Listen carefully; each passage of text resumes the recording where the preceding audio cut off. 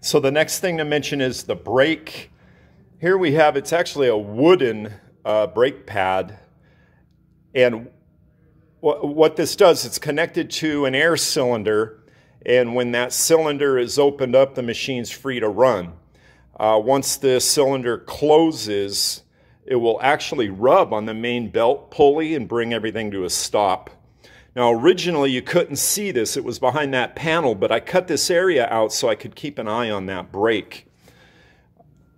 Over here on the control panel, if the brake is on, that's the brake release.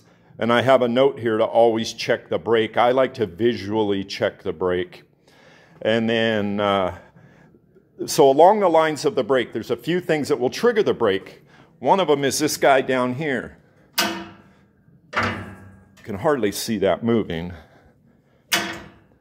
Right? That'll stop the machine and put the brake on. It will not run again until you reset this and also release the brake. And this is something to keep in mind. If for some reason the machine's not running, you can't figure it out, it's probably because somebody leaned up against this thing. It's pretty easy to trigger, and it is intended so that if you get too close to that conveyor, that your leg will hit that bar and shut the machine off. There's also an all stop button here. Be aware of what that's for and where it is, because when you're operating that machine, it's very important that you're comfortable with grabbing this all stop right away or hitting this bar with your leg.